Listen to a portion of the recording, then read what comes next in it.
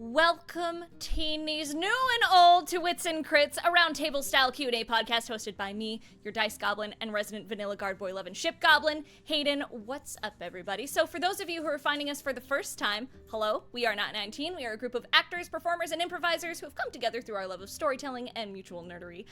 Today, I have on the show Carrie Johnston and Cody Hughett. Hughett. So I get the phlegm in there. You got the Hughett. So why don't you go ahead and introduce yourselves, starting with Carrie. Oh, heck, hello. I am Carrie Johnston, or heckin' Expo Monkey Eggs, but nobody uses that. Heckin', and I play the wonderful, heckin' adorable Lexi Hendricks. She's a Kitsadria rogue, and I love her with all of my heart. Oh. Yeah, that's about it. How about you, Cody Hughett? My name is Cody. I play Quintus Valorbilt, as well as Casbuckle, and Nicolo Bernardito, and a lot of other people. It's true, I didn't know we were doing all of our things. I'm doing my current things. That's, in all fairness, I also just did my current things, so yeah. Not all of us can be you, Cody, with your giant. Not all of us can be in every fucking game. You mean not everybody can be Stonewalker, Zelandis, Moon Assassin, Jean, Malaklis, Bisette, Gisei, Elijah Miser, Noel Yusei, Ashley, Aleve, Casper, Casbuckle, Shay, Grace, Dragon Rider, Lydia, Cornisil, Nalcorin, Ike, Kronk, Quintus Valorbilt, Nemric, Clifton Yost, and Nicolo de Bernardino. Leave some games for the rest of us. You have an addiction, is what I'm hearing. You have a problem. I should probably sit out of the next stuff.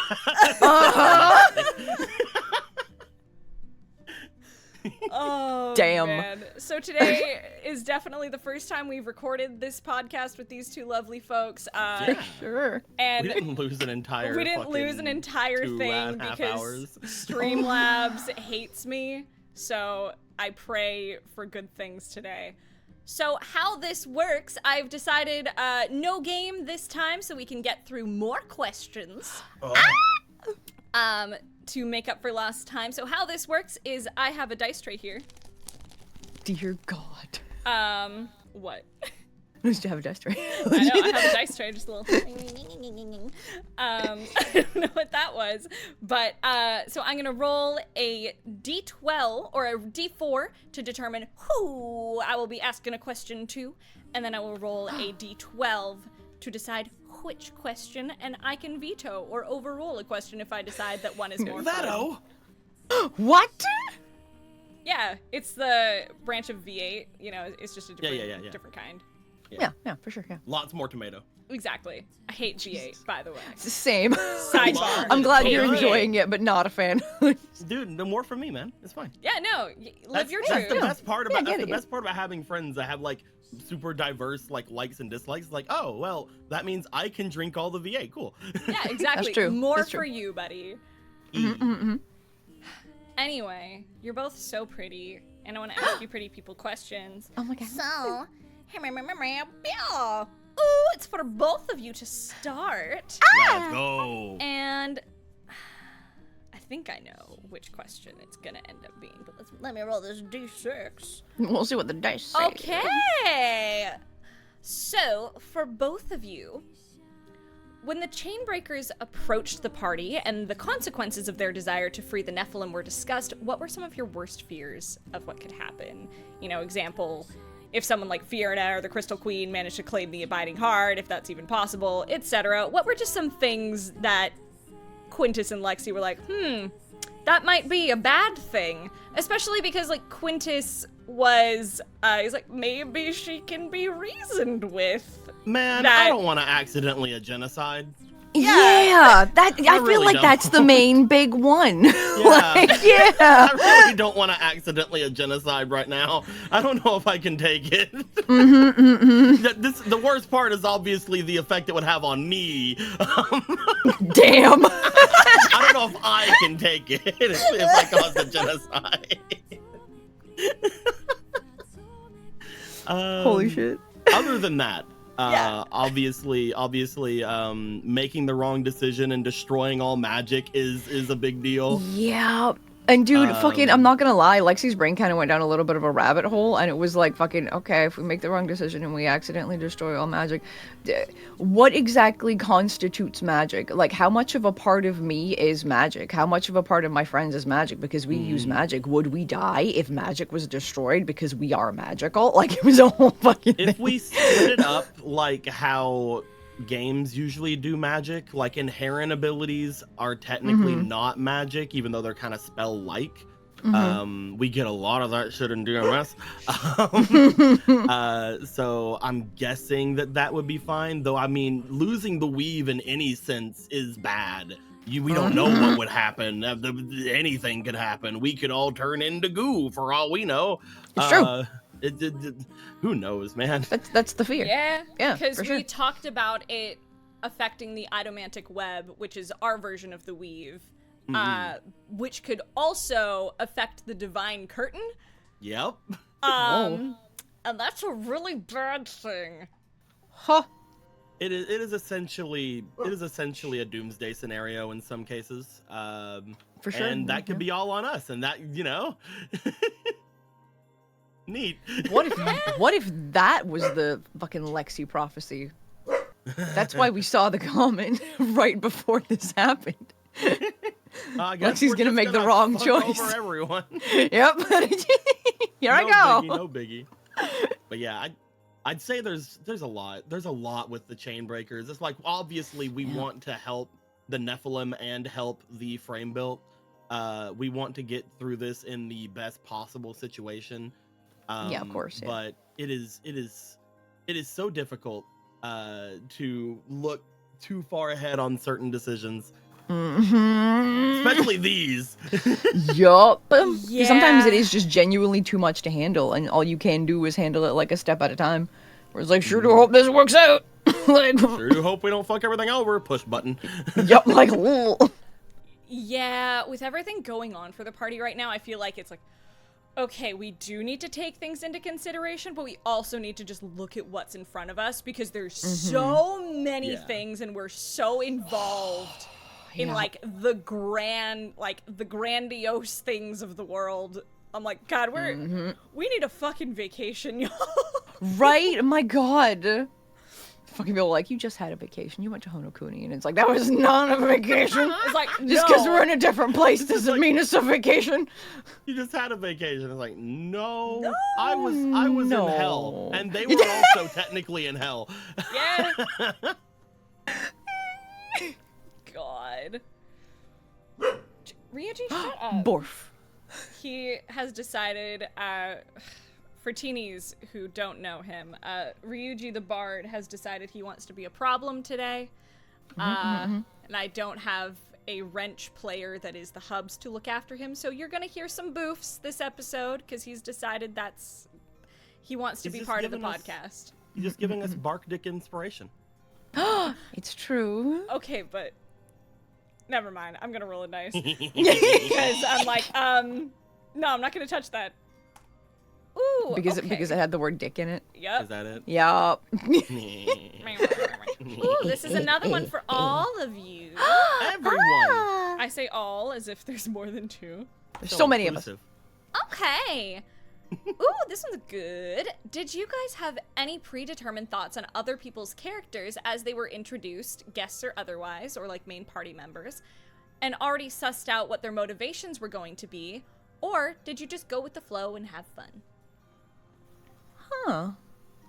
I mean, at like the very beginning, me and Brayden came in together, so we like talked to each other about stuff. So I knew a bunch about Fenris. But like whenever we start games, we're all really fucking cagey about our characters. And like I remember Cody and Aaron being the most fucking cagey and only talking about the swamp. Like that's all y'all fucking said. You were like, the incident in the swamp, and we were like, what the fuck are you talking you guys about? Coming in as Shrek and Donkey. Like, right? Like, what the fuck are you talking about? And you brought it up like game one, and we were like, shut the fuck up. What are you talking about? Look, man, A lot of shit happened in the swamp, probably. Probably. My favorite is that Miriam's echo even brought it up. Oh, That's so good, dude. so good. But did you have any predetermined like thoughts on like what people were gonna be like outside of characters that you came in with, or? I had a bit of worry in the very beginning, whenever we had first met with Raleigh and Vogan. Yeah. They didn't seem like they were as tight knit as the other two groups. No, because like fucking we both came in being like, we're gonna be best friends. Like I'm Yeah. coming in with my best friend in the world, and then they were like, nah. Like, and we saw what happened with that. Like obviously Vogan was like having issues with Raleigh because Raleigh at some they were threatening each other at different points. It's like, come on, whoa. Great. It was great. It was Here great. for I it. loved it. But it was definitely I feel like because they didn't come in with like that tight knit kind of thing, it might have been why they gravitated toward other people, why they went to different Yeah. things. Yeah. And eventually it might have led to why we ended up getting Flux to an extent. Whenever Flux came in, I didn't have any idea like what the hell was gonna go on. I just tried to be as open-minded. To, yeah, because like I was like, how can I help as much as I can to get like Izzy adjusted to the new character. Yeah, for sure. And Flux is great. Flux I love is fucking Flux. so good. I love Raleigh too, but I Raleigh's love great Flux. as Oh my well. god. Then when we got to Honokuni, I couldn't really do much. I was being a new character. But when Wrench came in, I was it was so interesting. Right? I had oh my no gosh. idea what that boy was gonna do. Oh, hell yeah. I love Wrench so much. I was like, how much Rocket Raccoon are we getting? And it's like, oh, we're getting just enough, but also we're getting like super caggy, and it's great. I love it so much. Sorry, it's Well, always back then- so weird hearing it. Back then, especially before I already told you before before having played with him, I watched Alejandro a lot. I used to watch his stuff like the crap ton. So it was really neat to be able to play with him at first, and then it was really neat to get to know him a bit. No, he's a really, really good boy. I love him so much. I don't know anything about what's going on your guys' side, or not on your guys', the other people's side. But when Gale was coming in, I had no ideas what was gonna go down, and then the introduction of them just going like, all right, children, giving each of us a leash and pulling us along. Yo, for sure. Oh my god. I good. love Gale so much. So much.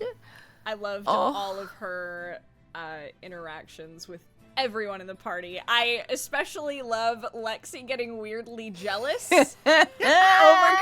I thought that was so fun. I was like, I did not expect that at all. Dude, me neither. It just happened. It was reminded like, me super fucking- about like the first, like, you know, it's like, oh, and I'm neither of those things. Yeah, like that's what I was thinking about. Like when fucking he was like confessing that shit, and then fucking realizing in Honokuni how much she missed him, and then seeing him being like, "You're so cool, like you're great." She's like, "What do you fucking mean?" Excuse you.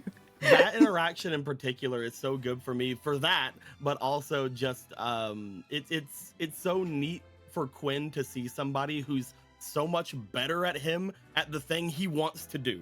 Aww. aw. Like That's so that's where cute. most of that came out from. Most of that was sheer admiration of seeing somebody finally who is using what he's been taught, how he's been taught to fight all of his life, but so much better and not taught the way he was. He's like, it's expanding things for him. It's so cool. And that's why when he said like you're like the strongest warrior I've ever met, because in his mind he's more being like in the way that I want to be.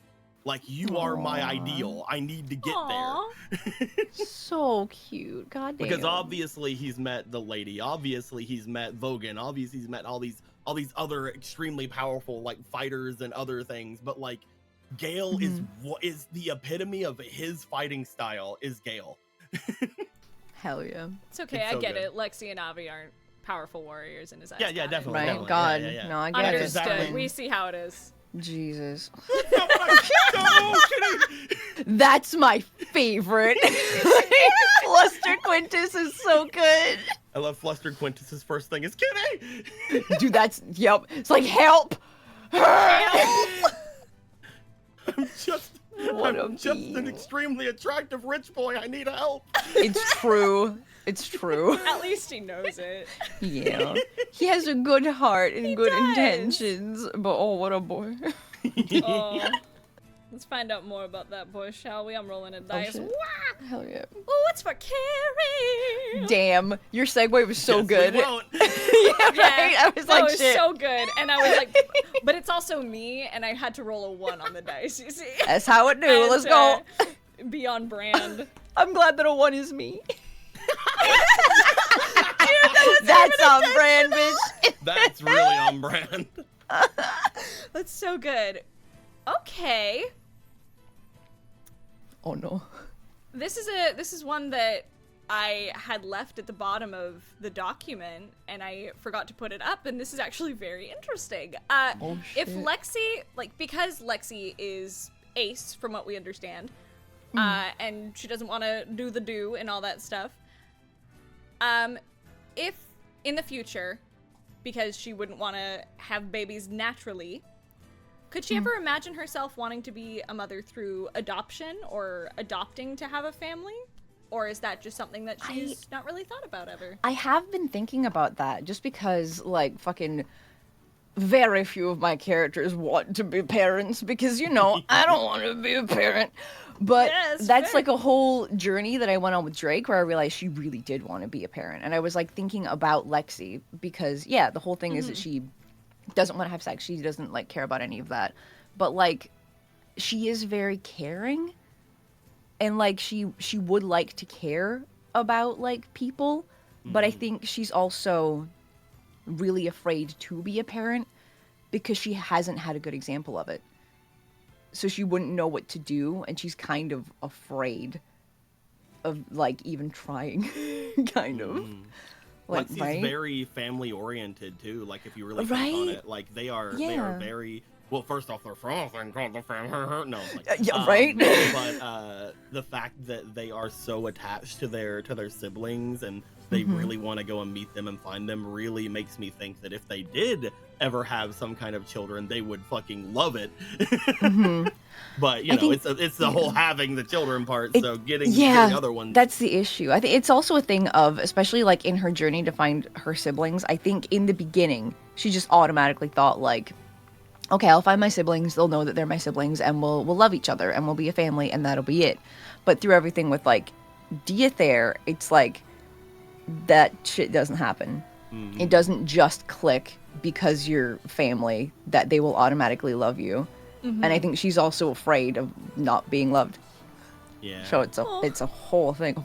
Hayden, Fine, we just have to- you're so cute. I just listen. Lexi hits me in the heart space, and it's so funny that you say all that because we had a similar question for Avi in our last episode. It's like, would yeah. Avi ever want to like have kids or whatever? And it was very similar vein. I like just Ooh. not making this about Avi on purpose. It's just it was a very similar vein. It's like, would she be afraid to have kids because of the crappy role model that she had as a parent? And the answer is absolutely yes. Is it something she want? Totally.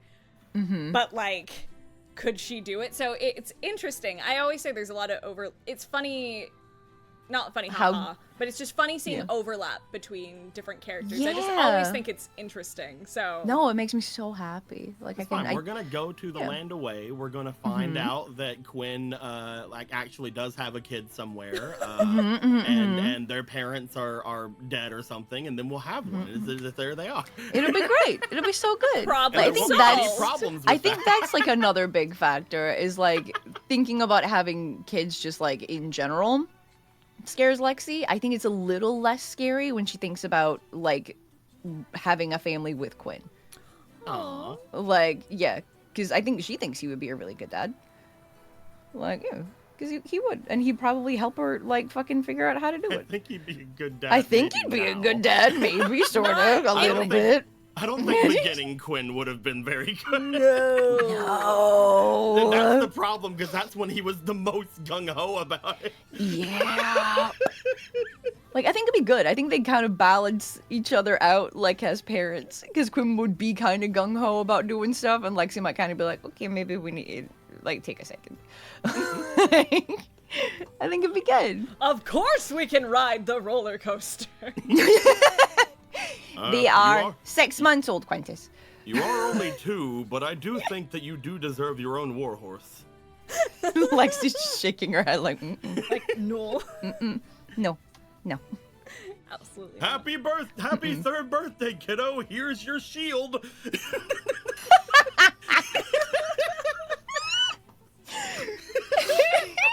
That's amazing. Lexi just fills it with a bunch of blankets and is like, it's a bed for now until you can use it as a shield, okay? I love that. But conflicting Shirt feelings is probably the short answer on that. Yeah. Shirt Pants Yeah. Orc comes to visit, fucking gives them Uncle Shirt Pants Orc. gives them a divine fucking halberd, and it's just like, that's the perfect gift for our 4-year-old. Why does this happen every year? There's always at least one thing that's just completely inappropriate. I got to knock you down to just giving him like some fruit or something, and like, and now this glowing golden fucking holy weapon. Like... Quintus, we're gonna have a talk. So Oh I my should God. not do the custom ordered heavy plate mail that I made for them that has the hole in the back for their tail. Oh my god. Dude, the thing that's also so funny about that is that if they like adopted a kid, the entire highest standard would love it so much. Like, oh my god, it would be ridiculous. yeah. It'd be Avi would ridiculous. 100% become Auntie Avi. That's Hell like, yeah. no, I will protect It'd be this child with so my life. good. No, I'll babysit. I'll do it. Anytime. Ask me Anytime. anytime. I will It's like, make how time. did you guys have this Kitsadria? I didn't think Lexi wanted. Oh no, we found We the stole it. Kitsadria. We stole it. We stole it. It's like, we Like, stole let- it. No, we went to the orphanage and there was one there. Yeah, we stole We it. stole it. Okay. We gave them money. We showed our papers. I took the money back. stole it. When you weren't looking, I took the money back. We stole it. Jeez, babies don't cost money, Quintus. It was more for, you know, the care and for the donation to help the rest of the... We stole it.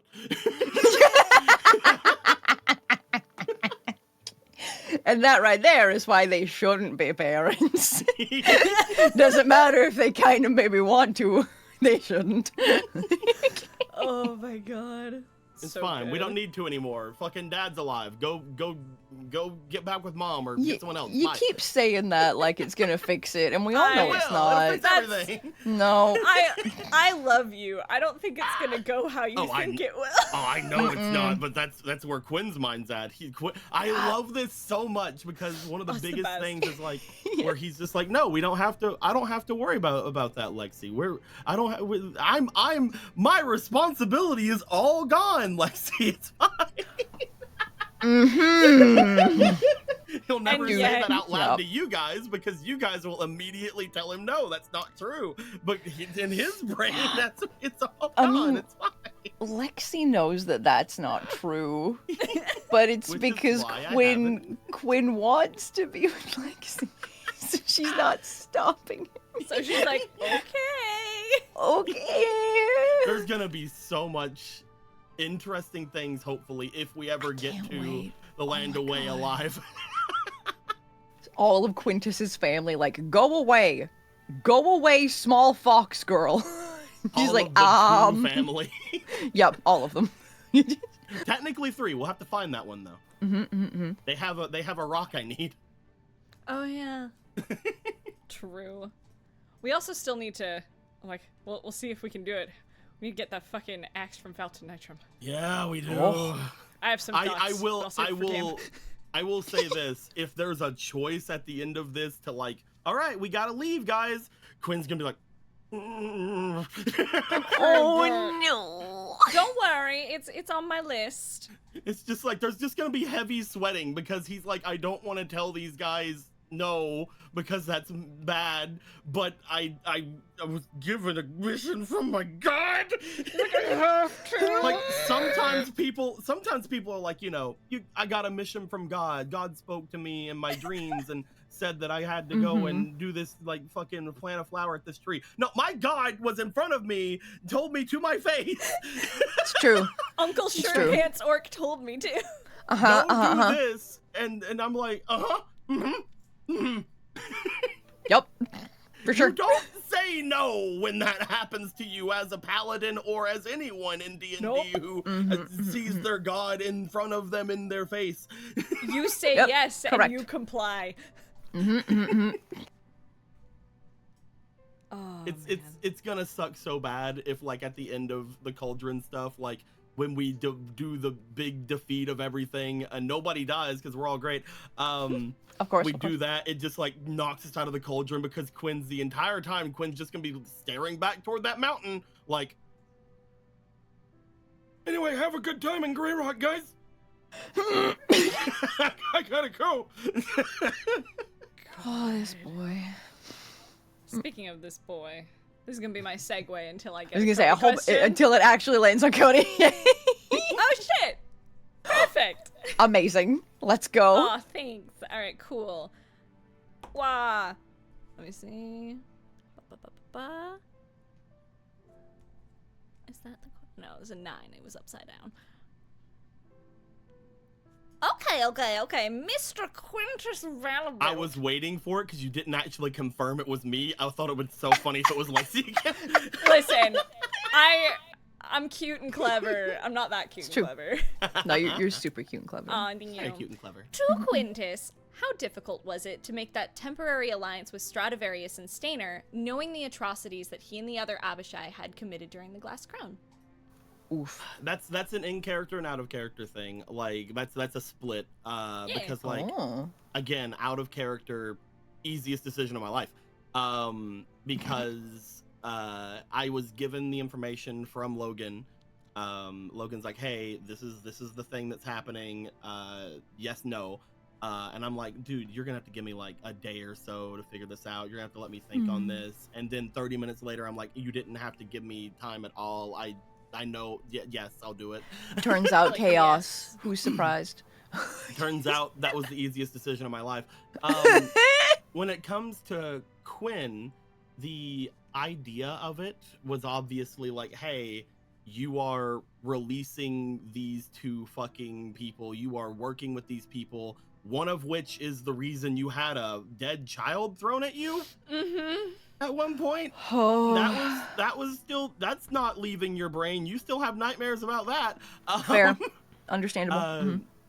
Like it was so difficult where like Quinn probably didn't respond to Stradivarius for at least a couple of days while he was there, and then like while everything was beating him down, while everything was tearing at his psyche, while he was fucking potentially like just in the hottest hellscape of all time, while all of that was just wearing him down, I still don't think he slept.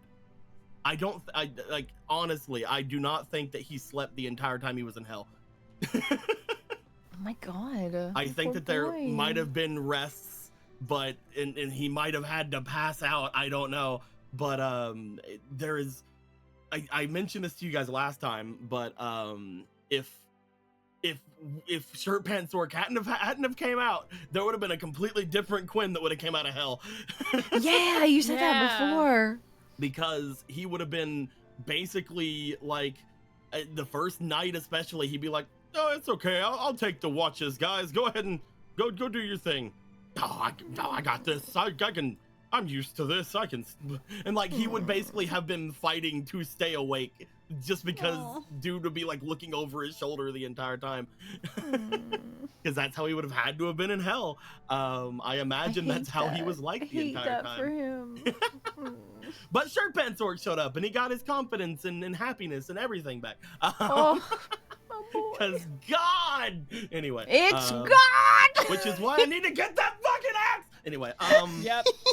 But, it was very big decision there. And then in the end, I'm pretty sure Quinn made the decision because he's like, and I will stop them. If they do anything, I will stop them, is like the biggest thing. He has to like tell he knows that telling them about the ladies' things, like, you know, about anything about them that he knows is not going to hurt them because they're so much more powerful and strong than him. And he doesn't know anything too secretive about them. But helping them get out so that they can potentially do something there, he's like, no, I just have to now commit myself to, if there's any time that this person asks me for aid, I need to drop everything I'm doing and aid them. Like, I got to, these guys are my responsibility now. And that's how he made the decision. He's like, I just have to add more responsibility onto my back. That's easy. And we learned if he didn't do that, then everything would have been terrible. It was already terrible. It would have been more terrible. And I don't like that timeline. Not a fan of that, no. Was there anything else that kind of like pushed him towards making the decision that he did, where anything else that like pushed him towards like finding that resolve to be like, okay, I have to do this, or like I can do this? I think it was selfish. I'm gonna be honest with you. I think it was a completely selfish thing on him. Because he's like, I need to make sure I get out of here.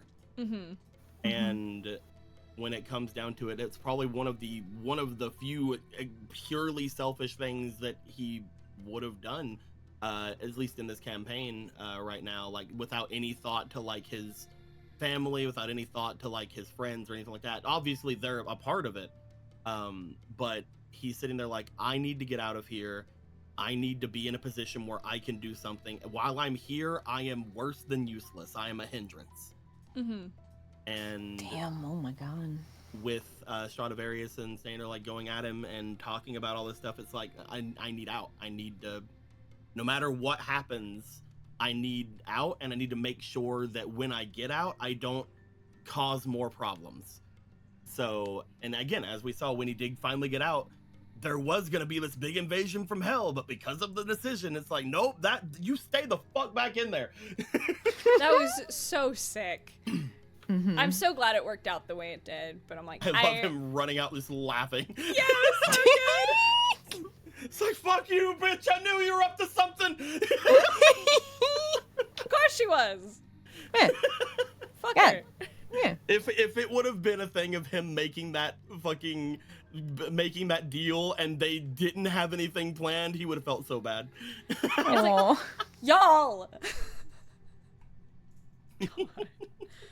Well, speaking of feeling bad, let's get some really happy questions here. Wah. It's gonna be a really sad question, Lizzie. It's another one for Cody. So let's roll Oh, this wow. D12. Number 5. I was looking at the Lexi sheet. My bad. No, do it. Ask him the Lexi question. I want to see what he says. All right, let's go. As Lexi Hendricks, I can answer a question. Let's go. Oh, but it's like a juice question. So. Oh, okay. Well, okay. I probably On that strawberry. question, in that case, in that question, I'm just gonna ask the question because I mucked up. So Carrie, it's your turn now. Oh shit! Let's go. Has Lexi considered the parallels between her situation and the conflict brewing over Flux? What are her feelings about what are her feelings about how Flux has been doing, or has she been too focused on her own family drama? Hey. Was family in quotes? Yes. Yeah. Of course it was. Yeah. That's a whole thing. Like, me and Izzy talk about this a whole lot, where it's like fucking, there are definitely like overlapping feelings between Flux and Lexi, but Flux and Lexi never fucking hang out. Like, they never talk, and we're like, man, we should talk about these things because we're feeling a lot of the same things.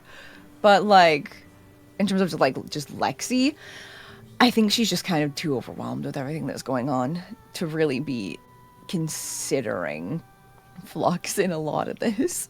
Like, heckin'...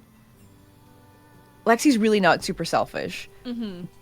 But because she feels so guilty about all the family stuff, she really is only thinking about that and thinking about the other kids, Audria, that are, like, being hurt. You know? So, in a way, she is only thinking about herself, but also all of them. Yeah, She's just not thinking about other party members' perspectives on what's going on. You know? So, yeah, that's a neat question. That's the best part about, like, the party right now. Again, we mentioned this last time, too, but we are the most tight-knit the party has been right now. Oh my god, yeah. For sure, yeah. And the fact that Lexi can focus on their own stuff right now and like let Flux handle their stuff is because, you know, we're all sort of comfortable and understanding that there are other people who can worry about Flux's stuff right now, and I will worry about Flux's stuff whenever I'm done with this. Fair. Like, I think that there is somewhere in Lexi's mind, because I know she loves Flux. There's Of course, somewhere yeah. in Lexi's mind where they're like, I need to deal with this, and I trust and I know that there are other people who can help Flux deal with this. Yeah. And I mean, like, I know that Quinn is super, like, Flux doesn't want us to, like, fucking hurt any, like, DGRs. Like, we want to be okay. But, like, to Lexi, it's just like, well, yeah, they haven't done anything wrong. And they're, like, to Lexi, they are, like, living creatures. I super hope that they didn't. Well, because they are. Because they are, but you know what I mean? Like, because, like, fucking lots of other people are like, they're robots. It's whatever. Like, They're kind of not, fucking thing. though. They're not, trees. though. They're not. They're like, you know. They're like tiny humanoid treants. They're tiny humanoid trees. They're But armored treants. because of the mechanical lookingness of them, it can be, you know, like, overlooked and shit. And it's like, no. I they're... hope so much Yeah. that their group has just destroyed them. Like, if any have shown up, Dude, I was joking about that with Izzy. Like, I was like, are they just murdering them in front of Flux? Like, because it would be so funny that then we show up and we're just like, we didn't hurt any of them. One of them died, but that's because they were our friend and they gave themselves for us. And they're gonna be okay. They're gonna fix themselves. Like, it's gonna be okay. Like, Yeah, it's like we made an effort to make sure they were okay, and like even just like you guys would have, right? right. Right? Just I'm waiting for the shifty They're just eyes. side-eyeing each other. Yeah. It's like what? What did you Guys. do? Flux is just silent. Like, We might have pressed a button to shut down all the frame builds in the entirety of the college. I don't know what they're doing. Oh. No, it's like oh no. All I know about what they're doing is apparently there was a lot of blood at one point. Yeah. Oh. Yeah, I'm like, I know little bits because, like, I had it on in the background, but, like, not enough to be like, here's what happened. And also the Griddler fully trying to animation. avoid That's it. the only other thing I know. The Griddler animation, yeah. Oh It's my so god. good! Savage. You see the work in progresses for the Gale one? I did. I didn't. Oh my god. It's in Nat 19 fan art. So, Oh my god, from here our I go. Discord, which, if you guys listening are interested, join our Discord. It's a good time. It's a real good time. It's a real good It's time. good time. Know what also was a good time? That question. That was a beautiful Yep. answer. Yeah. We're gonna roll a dice. We're gonna ask a question for both of you. Gale. Oh my god. I know. I love the family members screaming in the water. Oh my god, I just saw Griddler's Baywatch outfits. Oh my god. I know. I love the Baywatch side. It's So so good. good. I can't believe the other side doesn't have a name. Right? Losers. Lame. Even if they have a name now, it's just like Nah. You can't beat Baywatch. Yeah, no, Can't you be can't. Baywatch. We have No. the best Can't. name. It's true. Damn, I don't have the song queued up. Like, fuck. I have something queued up for you though. Oh shit. See, it needs to be a Cody question because I just stole his. So. It's for both of you. Oh shit, let's go! So, this is from a fellow player, and I do remember who this is from, but I'll only tell you if you want to. Okay, tell us after we answer. Yeah. So, Yeah. both of you had talked about brain rotting about game a whole bunch. what are some narrative threads or moments that you thought might have happened or could have happened that you've lost sleep over? Possibility be damned. I want to talk about one, but I also don't because I kind of want it to happen in game. That's fair. That's where I'm kind of sitting at, Right? because like it's so hard to bring up because like it could still happen. Right? I get the cop out answer. S'more swamp. I need to know. I want the swamp to have consequences. I've talked about this before. I want to just go to the swamp. There's an old hag there, and they're just like, by the way, my daughter's pregnant. And like it's not true at all. Like they're just trying to like get into like high society or some shit. Like it's just like it's not even true, but Quinn is just still just like, all right, fully believing it. Yep, because of course he would. Yep, of course. It's all my problems are solved. Let's go. Oh God. And just believes them, just absolutely will believe them until, and just like the entire like next arc is just like the rest of the highest standard trying to fucking find a flaw in this. Just like, no, it can't be. It's not wrong. We gotta she's figure lying. She's lying. Quintus. I'm picking out bibs. Yeah. Oh no! Oh God. Is there anything that's like know. it probably couldn't happen anymore that like just to make it like a little bit easier on you? It's like, oh my God, I thought this would happen, but it totally did not go that way. I would have loved for a much bigger like confrontation with like the Summergrass guards. I think. Oh. I feel like it would have been a lot, like a really good kind of cap off, like in the middle of the tournament, if like we did something that upset the guards, and had to actually see how good the Platinum Watch are. Ooh. Like, it would have been really cool to see just like how strong Summergrass's protectors are. I think that would have been really cool.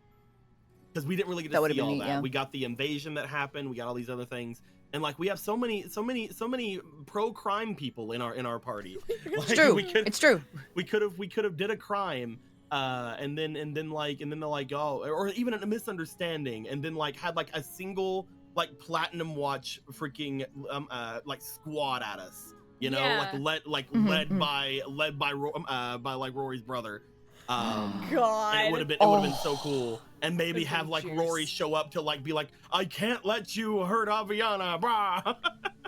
It's like, and then the misunderstandings cleared up, and you know, stuff like that. It would have been so cool. I agree. I would love to see what the Platinum Watch can actually do, especially because I'm like, listen, I know like Valder like was fighting during the invasion and stuff like that, but like, I want to know because y'all kind of dealt with the Iron Watch a little bit dealing with Stratus, bitch. But there's still a part of me that's like, man, a part of me wishes I had been there for that, but also I would have been arrested on the spot. Like right then, right there, like just Avi would have been behind bars. I guess there's also that plot thread, right? Like there was the mention from Valder of Quinn's mom. And like that little thing there is like, I do want to talk to him about it, and I wanted to talk to him about it way back then, but other things were happening. So like I do want to tug on that little plot thread a bit, but might be too late. Who knows? Heckin', you know a little bit of this, Hayden. I'm just gonna fucking talk about it because we'll see if anything comes of it. There has been like a few moments where Fenris has said things to Lexi that have kind of stuck with her, and she never really gets, like, she doesn't get angry in the moment, and she definitely doesn't get angry at Fenris, but there's just been one or two things where like she hasn't liked some things that she said, like when they were talking about like right after Fenris died, and Lexi was like, I was really sad that you died, like you should try not to do that, and Fenris was like, well, people die, like you need to realize that, Lexi. And she was just like, I used to work for the family and I know these consequences. You don't have to say that to me. And I didn't say anything in the moment because Lexi wouldn't. And I was like, okay, that's just like a slip up. That's like whatever. But there are other kind of like condescending moments that Fenris has with Lexi. She definitely like heckin' infantilizes her like more than like anyone else. And like she hasn't brought it up, and I'm like, whenever I brain rot about it, I'm like, okay, how much of this is Fenris saying things that are actually upsetting Lexi, and how much of it is that I, Carrie, want to pick a fight with Brett and roleplay? Like, fucking, because that would be so fun. It's like, very difficult because, like, out of everyone, like, they don't mean to, and I know Brett they don't doesn't mean to, and I know Fenris himself doesn't mean to, but out of everyone, Fenris is still like one of the ones that still treats Lexi as if they are kind of baby, kind of a child. Kid, yeah, for sure, And it's like, it's understandable from their point of view. It's like, oh, they are still younger than me, but like at the same time, it's out of everyone, they're like the last one for that. And we play it up for comedy a lot, and there was and then again the Gridler animation of it, but like the whole like Lexi's the oldest, she should be the one like I'll be finding that out. It's still my favorite thing. Her going, oh god, it's so funny. Like it's funny at the same time though. It is still very true because like after that party, I've tried so hard to not have Quintus treat Lexi like a kid or anything. Yeah, and I get it, because she definitely comes off as naive, because she is like trying to form her own opinions about the world, so she is kind of constantly learning like a child, but she's not. No. Like, you know, she understands how things work. She's just trying to form her own opinions on how things work. And yeah, like fucking, like I told you, Hayden, that I'm like fucking, I want to bring it up with Fenris, and I want to like fight with her, but that's me, Carrie. And I wanted to do it like in our split games, but then everything plot-wise happened, and then Fenris said all this beautiful stuff about being friends with Lexi, and I'm like, man, I can't fucking pick a fight with her now. Like, she's saying all this nice shit. Like, damn it. That might have been the perfect time, dude. Right? Fuck. Yeah, But now, you say you love me, and yet... Oh, just in the middle of that? My she God. gets in the DTR imagine? and flies away. Can you imagine Tosh having to deal with that? It's like having to be the grandma during that moment of like, you know, it's like, kids, hey. I can treat you all like kids because look at me. Now, everyone calm down. And it's like, we'll see if like some more moments happen where it does build up to a point that Lexi is going to say something. And Brayden, if you're listening and you change your roleplay, I'll fucking know. I see you. Like, we'll all know. Let me pick this fight with you.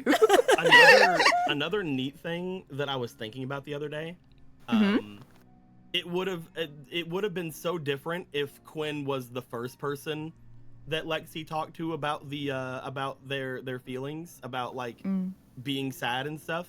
I think it would have been so different because Quinn was the second one talking about like, you know, everybody's telling me like, you know, it's not my fault and I don't have to feel sad and stuff like that. And it's just like, I think that colored what I said after, because like Quinn would be like, no, I know that you don't need to be told you can't do this and told you can't do that. I think the opposite. You need to be able to know that you can do these things. You need to know that you can be sad. If you want to blame yourself, you can blame yourself, but you have to move on afterwards. Like you can use this. You can go through this. If he would have been the first one, it's just like, it's not your fault. No, fuck that guy. We're gonna go. Yeah, dude. Yeah. Which is like, damn it. I do think that him being the second person did color his opinion there of like what to say, because it's like you else is going to let you know that you can feel this way. You are allowed to blame yourself, but moving past that is where we gotta be at. Yeah. And Lexi really needed both of those pieces of advice, but I think it was definitely really important for her to hear it's okay to just sit in those negative feelings. Like, that's fine.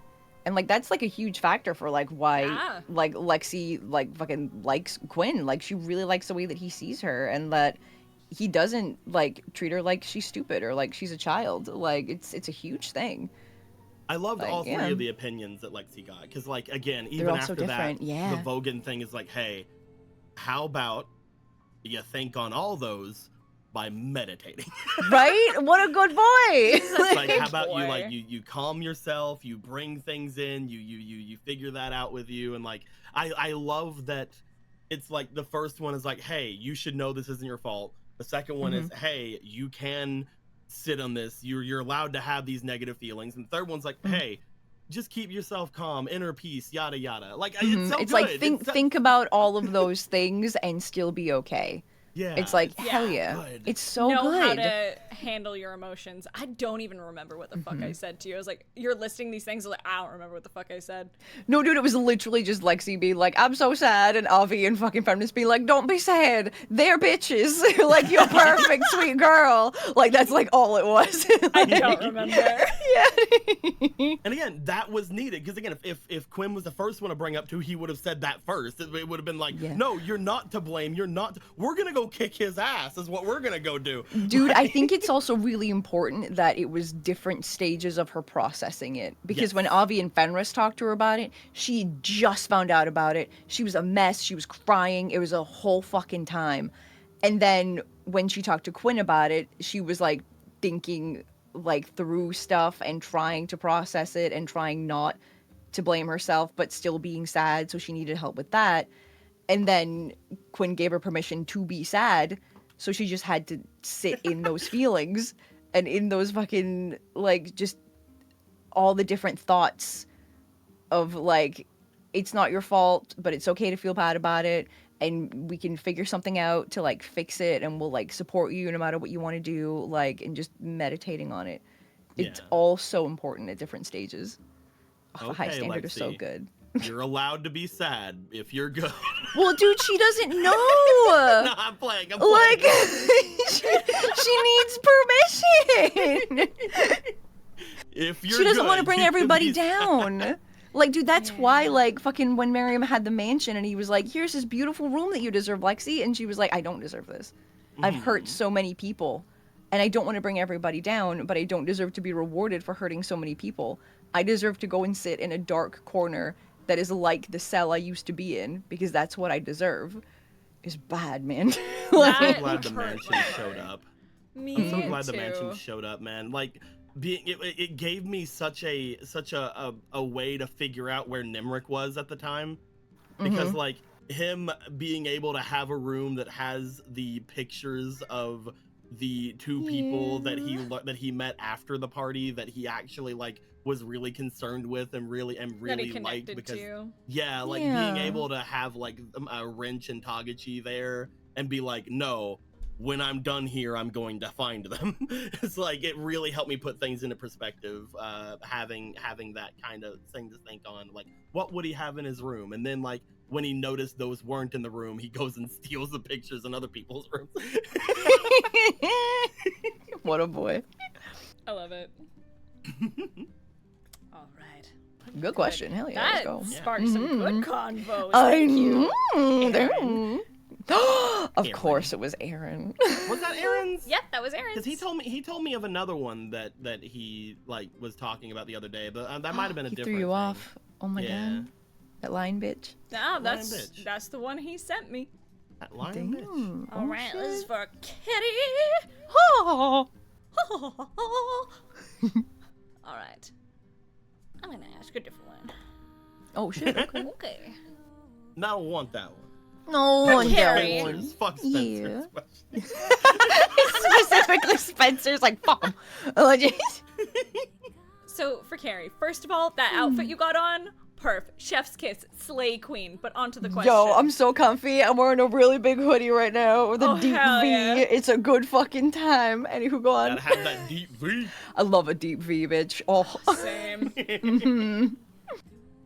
I've noticed since the start of the campaign that Lexi has dialed down on the curiosities of new places and fox chicanery. Is this an intentional choice, or have things come up in games that have influenced that? I think a big factor was fucking game 1. Because I chased a fox and then we all ended up unconscious in a pit. So that was... that was a fucking factor. Because I said to Logan, because I was like, I want to find my family. I know that my family are Kitsadria. I know Kitsadria can turn into foxes. Anytime I see a fox, I'm going to chase that fox. And he was like, noted. And gave me the consequences of that immediately. So... What do you mean? He gave you your sister? Yeah. It's true, right? What do you mean every fox isn't related to me? What do you mean? It's like every elf. Every elf knows each other, right? Like, damn, right? Well, I mean, like, I think when Lexi was part of the family, and, like, fucking Logan can correct me on this, she didn't see a whole lot of other Kitsadria. It was literally, like, her and Kevin. So, she didn't know. Like, she was like, I know what me and Kevin look like when we turn, but I don't know a whole lot of other ones, so I'm gonna follow them. Like, just even with the slightest hope that they're a Kitsadria. Yeah. But yeah, that definitely stopped her from doing that as much, or at least checking in with people and saying what she's doing, or asking them to come with, like, but no, yeah, there's been, like, less, oh, let's go for a walk and get sticks and stuff like that, and I think it's just because situations have become a lot more dire that there isn't really time for cute things like that anymore. Like, I think she still wants to do it because that's, like, how she relaxes, but especially right now, she doesn't feel like she deserves to relax or have any of the things that she likes. So, yeah, I think it has just been, like, an escalation of stakes that's made the shenanigans have to get toned back a little bit. I think it's all fine because then we got to meet Lyra. How dare you say her name like that? You are spoken for. My inner Avi is angry for some reason. I can't imagine why. Crazy.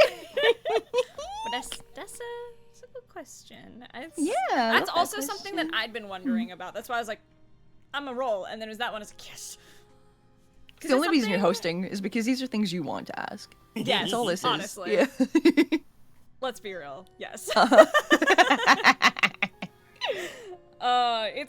It's like Aaron said the other day on y'all's stream where it's like, listen, we're not quite at the point where we create a podcast just so we can hang out, but this is as close as I'm gonna get for this right is what now. we're doing, though. This is what we're doing now. Is all. That's what's happening, is what I'm saying. Yeah. Wow! Oh, it's for Cody.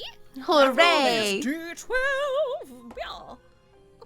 Okay. That is a I'm that person. Have I answered It's it? true. We've already done You're number them. 9. Let's see. The mighty number 9. Well, sure is a game. Sure is a thing. Yep. I'm not sure if I go as far as to call it a game. It exists. So, questioning Quintus. You recently talked to Miriam about how the party, mainly Miriam and Fenris, have learned magic that would get them arrested by the Academy.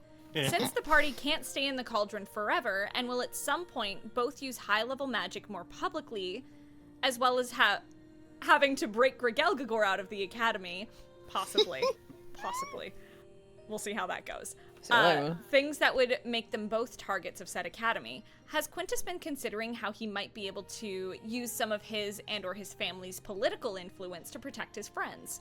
Does Quintus even think that there is anything his family's political influence can do outside of the land away? I'm not gonna do it. Fair. All right. Unless we're in the land away, I've already basically said that whenever we're in any kind of public situation, he's not gonna rely on his family stuff.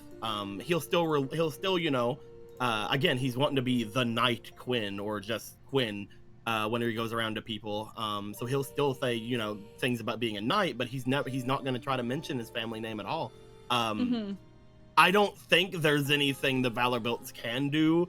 They technically are the strongest, the highest political family in the land away, which because his uncle's at the highest seat possible in the land away, which is the highest part of the council, which is technically has the power of the lady at that point. It's technically there, but unless we're in the land away, I don't think there's anything Quinn can do. Yeah. So if we're in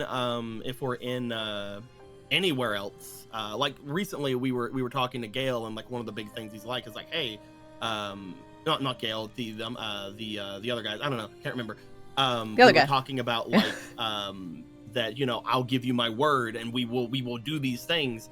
To his service word doesn't mean anything. to service mean and oh my gosh, I'm blanking on the other frame built Same name. But yeah, thoughts. like no, you're right. His word doesn't mean anything. It's the only thing people can really think on is that, you know, this person is a knight, so they might have, you know, some kind of understanding of honor and shit like that. Maybe they will keep their word to an extent, but he knows that in the cauldron, his name means nothing. So he's not using his name as Quintus Valorbilt. While, you know, people know the name and people have been calling him that, he knows it isn't doing anything, and that's gonna really help get used to him being more anonymous in other parts, because he's like not gonna do it. He's not gonna use it. That's really good. So, and again, he might still bring up the knight thing, because he's still that was still an entire still part a of his life. knight. He trained to be a Yeah, knight. for sure, yeah. But again, even that's not gonna have a lot of sway over, you know, people who have been wronged in their past, people who have had knights not do anything for them. I think that hearing Avi especially, Quinn is very much in the way of, there have been so many bad knights in Summergrass and other places, because he's like, I need to be better so that people can actually learn to trust people again. But no, they're on their own when it comes to that. Like he'll beat up anyone who tries to take them. But that's not him using his name. That's him using the god His sphere. fists. It's just like Quinn could stand next to someone and just be like, "Hey, my god said it was cool," but that's about it. Dude, like, there's nothing else that's gonna be able to come through here. Because we were talking about the promise that Quinn made. A thing that I think is really interesting about Quinn, and like a lesson that I think he's learning, in my opinion, because like when he did that, I feel like he genuinely believes in his heart that he's like doing good and that he could help and that he could fulfill that promise. But he has to learn to not say that, because there are chances that he can't do that. He always has such good intentions behind what he's saying, but he has to learn to not fucking see that shit. He needs to learn that him going, my honor as a knight, doesn't mean anything to people who have been wronged. Yep. Yeah, it's especially huge. like the frame build, especially any of the people in the lower regions of Summergrass. Like any of those people, none of them have had his order of knights around them, and because I will say this, in the Land Away, the Red Lion Knights, they're fucking badasses. Hell yeah. They're cool. They're all about honor. They're all about helping people, from my knowledge that Logan has told me. And Quinn has always had that ideal of, I'm one of them. I'm gonna help everyone. I'm powerful enough to. I'm the best. Like, oh, this and now boy. Now a lot of that's been brought out of him. But Avi's just like, hello, I'm here to humble you. A lot of that's been brought out of him, fucking- but the ideal is still there, where he's like, no, a knight should give people comfort. This being here for them should give them comfort, but they're not, because these people have been beaten down so much, and Quinn is only just now understanding this, especially after that interaction. He is going to be very hesitant about bringing something like that up again, but it's always going to be on his brain. Like he's going to be probably very upset about that, because he's sitting there like, these people should have had more. They should have had someone to be able to protect them, and I want to be that, but it's hard because I can't get anyone to trust me, because I don't have anything. Quintus Valorbilt is nothing without the Valorbilt part in his mind right now. What was I gonna say? It's like, I didn't win the tournament. I didn't like do really anything toward destroying Tenebros. Like, I didn't get out of hell by myself. Like, I didn't stop Fierna. Fierna's still out there. Quinn is like, I have no accomplishments of my own that I can do to give anyone any kind of comfort. And that's he's at that point now where he's like, I can't say anything. If I tell them I'm a knight, they're not gonna care. If I tell them that I'm Quinn, they're not gonna care. I tell them I'm a valor built, then I'm using I'm using my name and my prestige, which these people don't have. And while that could give them some kind of comfort that, oh, this powerful family is backing them, it's not enough to be able to lord that over someone, because it's going to give him better treatment, and he doesn't want that. So the big thing Quinn is struggling with in himself right now is, how can I be someone who can just with my own name and my own deeds give confidence that I will be able to protect you? And until he figures that out, or until he does something that he sees worth being able to brag about, then he's stuck where he's at. He's stuck being sad boy hours. Oh my God. Everybody's in sad hours right now. God damn. Yeah. I actually have a follow-up question. It's not very like forward right now, because everybody else is having their own much bigger deals, and he doesn't want to bring any of this up. But like, if there's ever like a quiet moment after the cauldron, he's gonna be like, guys, these are the issues, and I don't know what to do. I want to help people, and I want to give comfort to people, because that's what my order does, but I can't do it. Lexi and Quinn are both so good at checking in and comforting other people and not dealing with their own fucking shit. That's so much of the highest standard. Well, he's also pretty sure he knows the answer that a lot of people will give him is just be better. A little bit, yo. That's what he's expecting. I know that if he tells that to Miriam, or if he tells that to Vogan or something like that, they're gonna say something completely against him. But in his mind, they're gonna be like, well, do something that is going to be good enough then. And he's gonna be like, well, all right. Okay, but and what that's is where that? he's Okay, at. but like what though? Yeah. Yeah. Obviously, people are going to give him a different answer, but that's where he's at. That's why he's not talked to anybody about it yet. He's like, this isn't important enough. He's working through it. God. Because my follow-up question is technically another question, but whatever. I'll jump in on it. Hell yeah. Does he, especially after like the last conversation that they had with the frame built, so he tends to make like these grand, like sweeping promises. It's like, does he genuinely believe that like at least some of the promises are viable? Or is he just trying to be knightly and kind? Like, does he consider at all the ramifications of failing to keep those promises to people? This is the big thing. He is the epitome of a himbo. Of course. He thinks that by promising them that they will be able to go and talk with these guys, because he's like, oh, there's a thing there that you guys said was there, the little circle thingy. I can bring you to it because we have this teleport thing. I will bring you there, and we will talk to your person. I will give you the chance to do that. That is his thing. He's like, I can do that. And that's why he promised it, because he's like, I can do that. And in his mind, that's the be-all, end-all of it. He would not promise something he felt like he couldn't do. While there may be more complications to it, for example, he doesn't know exactly where it's at, but he trusts that his friends know. He doesn't know exactly how to activate it, but he trusts that they might know. He doesn't know how the Nephilim will react to them, but he will protect them. In his mind, that was a surefire promise. He's like, I can do that for you. That's being said, obviously there's more nuance to that, right? Yeah. This is Quinn making the promise, not me. I can see this looking back at it and be like, there's more to this, man. Like, it isn't like, what do you expect? Once they talk to them, what if he does give them the exact thing they think that they're talking about? It isn't gonna fix anything at that point. It's just gonna redouble things. Like, Quinn, think, come on.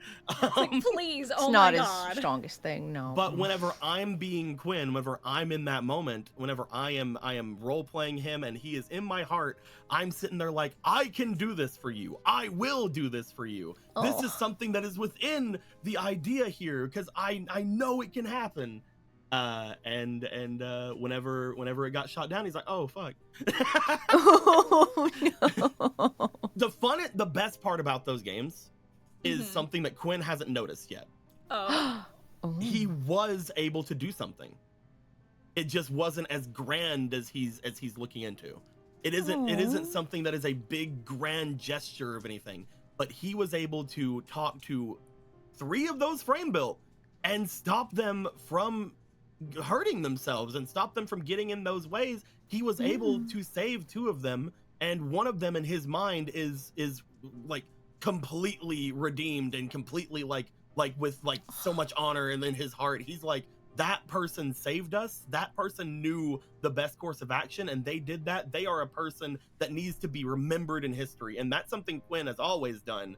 Whenever he was in the beginning of him as a character, he used to always talk about the great deeds of his family and like go and talk to them in bars and stuff. He's essentially just kind of like, he has like a bard feat, you know? He's like, I will tell these stories. Yeah. And he's gonna definitely do Miriam. that, like, about this. And whenever he was talking with the other frame built guy, the large one, he's like, no. Yeah, the wall buster. He's like, I need you to stop. I don't want to hurt you. I'm not going to hurt you. I'm going to turn to my horse and I'm going to take care of it. Please stand down. And that's something that Quinn can do, and something Quinn is really good at doing, but he doesn't know that. Yeah. Aww. And he honestly, doesn't know I that think he has that skill. I think it's good that he doesn't realize it, because I'm like, oh, because it leaves room for growth. You know what I mean? I also just think it's interesting when characters don't notice things about themselves. For sure. Which I love. I love being like, I know this about you, bitch, but you have no idea. But you don't know, girl. It's such a good thing in my brain, because that's something he didn't have in the beginning of everything. And it's something that if Quinn was told today that he has to lead his family, he'd probably be like, I don't think I can do it.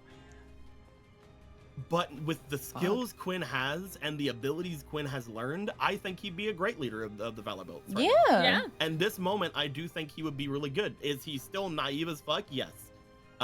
Is he still like making mistakes? Yes. But I do think that the Quinn that is here right now, the one that can talk to people, talk them down, get them to see his point of view, and be able to like diffuse situations, that's something that I think is really needed in the council of the Land Away right now. I'm so excited to go to the Land Away, dude. Oh my god, Sam. Everything's gonna be so fucking bad, dude. One of them's taking over and trying to fucking start shit. Like, even beyond the the Quinn family drama, the idea that there's somebody in the council that is trying to just start shit, and the fact that the one that took over Miriam is still probably there. Like, it's so many things are gonna blow up there, man. Oh yeah, there's a part of me, and then I'm gonna roll a dice, and we're gonna see who else is gonna answer questions. But there's a part of me that's like, I love these grand sweeping adventures that we're on right now, and being out of like a city. There's a part of me that's like really excited for more political shit.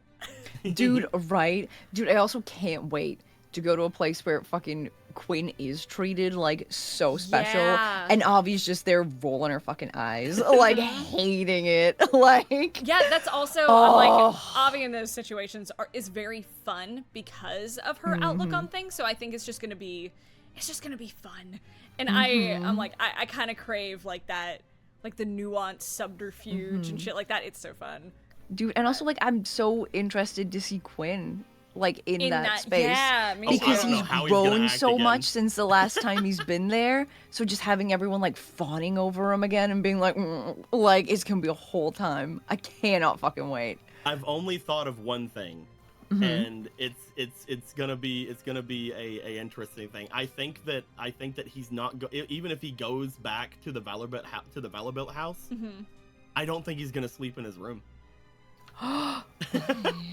He'll probably be forced to. He'll probably have to. But like, I think that he's gonna nonchalantly be like, "All right, like it's the end of the day. Okay, well, Miriam, pull up the mansion." Oh, because he's more comfortable in the mansion that Miriam made, most likely, than in his own room, where like he knows.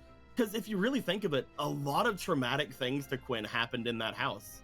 True. Like his mother disappearing happened there. He had to go back to it after he killed his father, essentially. He had to like be there. Like if it wasn't for Miriam in that house, he probably would have turned out very differently. So like I don't think he doesn't even probably understand this, but I think if he did go back to the Valorant house, he would not like it. Damn. He'd have to, if he ever had to stay there again, he'd have to learn to be comfortable in it, or he'd have to have like someone else there with him, because he's not gonna like it. Yeah. After He like wouldn't know that.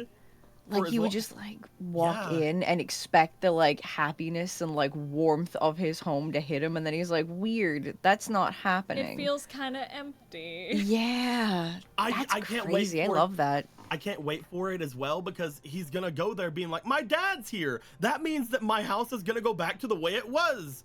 All right, it didn't, but and now it's like, but fucking, I'm gonna go sleep outside.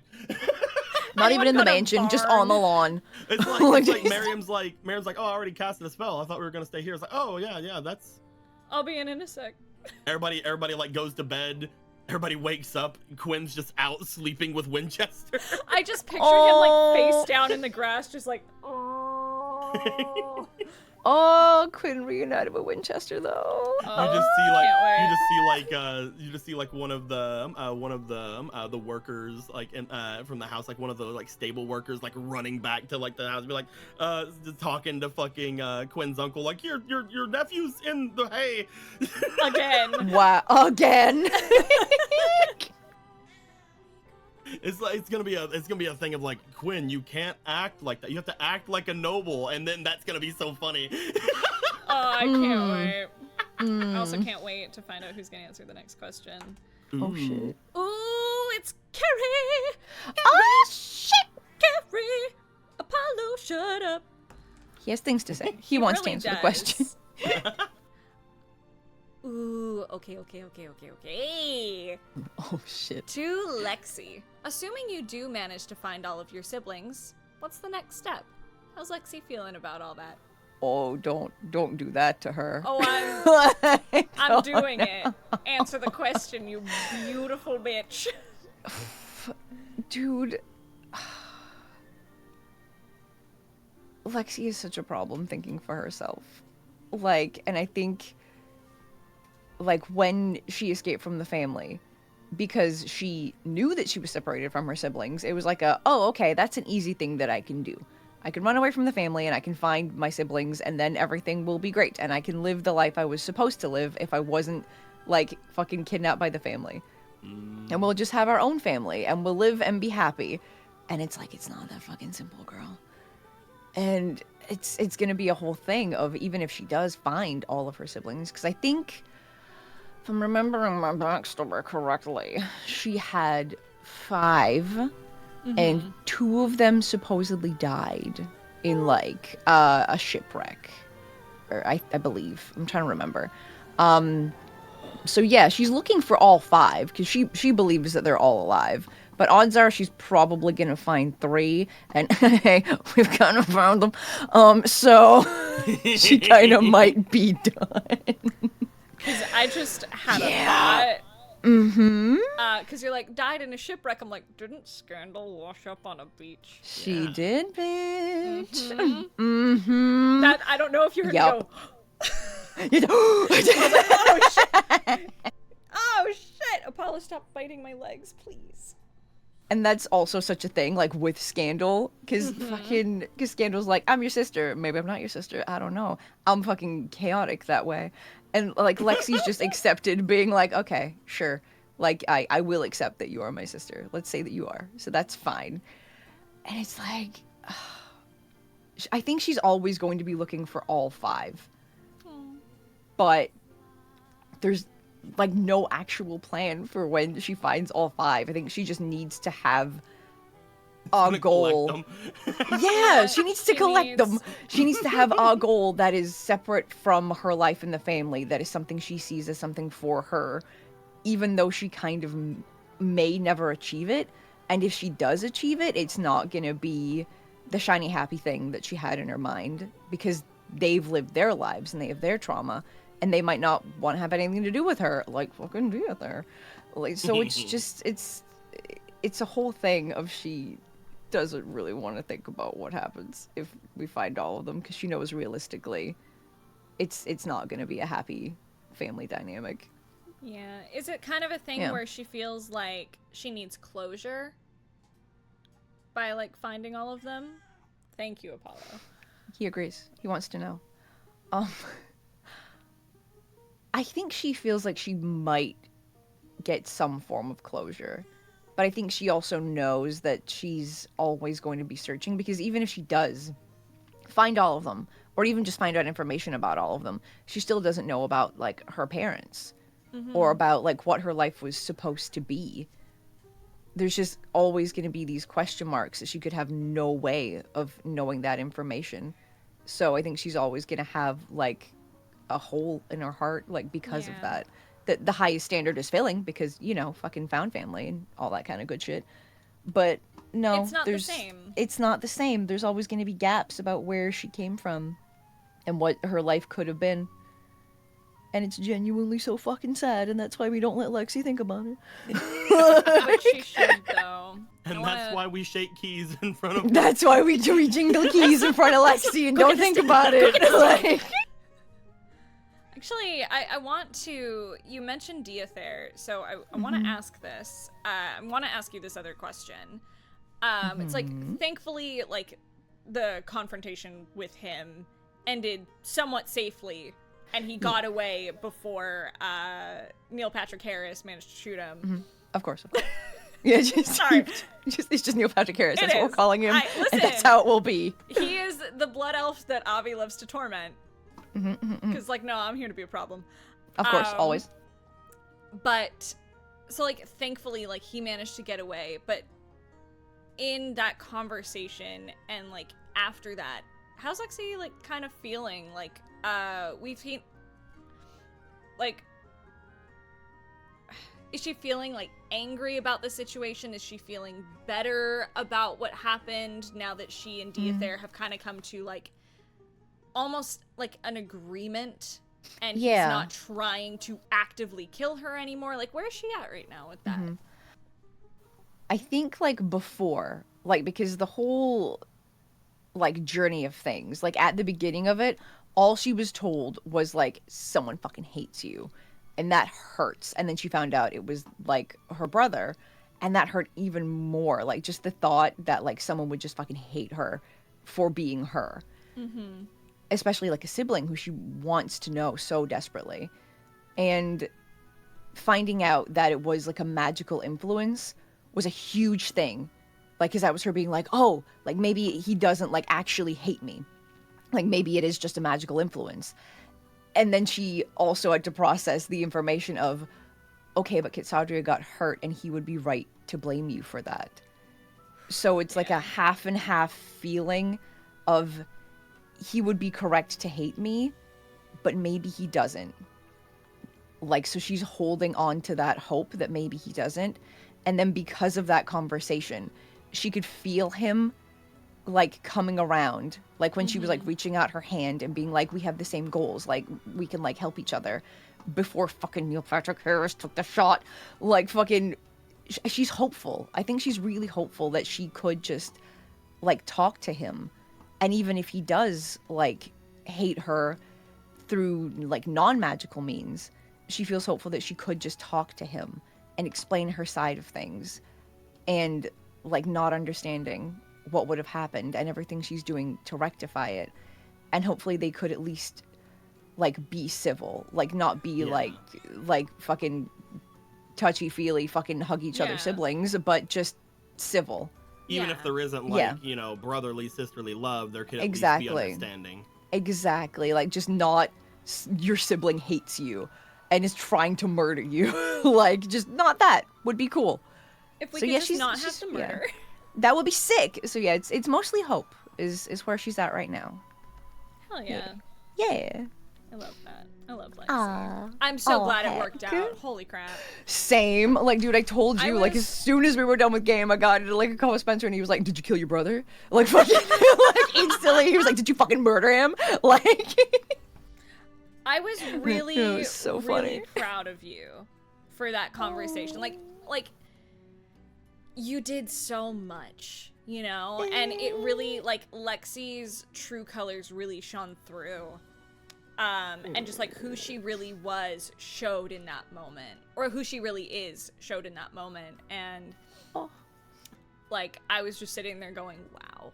Like, it was so good.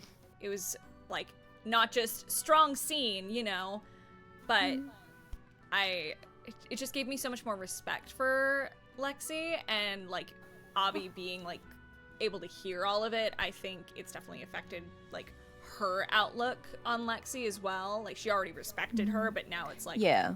wow, this girl is incredible. Oh, So, like, thank you, Hayden. you're welcome. Dude, I'm really bad at fucking doing roleplay when I'm not the one initiating it. Like, people are like, fucking, come here, we're gonna do a thing. I'm like, oh, fuck, oh, shit, I'm not in the right fucking headspace. Yeah. Oh, God, what do I do? Oh, shit. So when it was like, fucking, Lexi, say things to the DGRs to get them to help us, I was like, fuck, I'm gonna kill us all. I'm not gonna say the right shit. Oh, no. It was so fucking bad. But yeah, I think heckin' having such strong players like around me really, really helps to get into that headspace. Like, even if you're not super feeling it, like, you guys just bring like so much to the table to help really get into character and really feel moments like that. Like, I'm so grateful for our table. It's fucking ridiculous. Me too. Everyone is so good, and there's a lot of checking in and a lot of just trust, which is great. It's so good. Oh my And god. especially if you're doing such vulnerable role play like we do in Nat 19, you have to have that level of trust with people. So good. It's so good. Oh, being vulnerable is scary, y'all. It's Like, scary. it's the whole time. But, you know, if you have fellow players and a DM who will respect it, it's mwah, chef's kiss. It's true. What's also chef's kiss, not just that answer, is we're gonna ask Oh, a shit. couple more questions before we wrap up here. What? Crazy. Why are you asking us all these questions? I thought we were just hanging out. I know. What's the deal? Okay.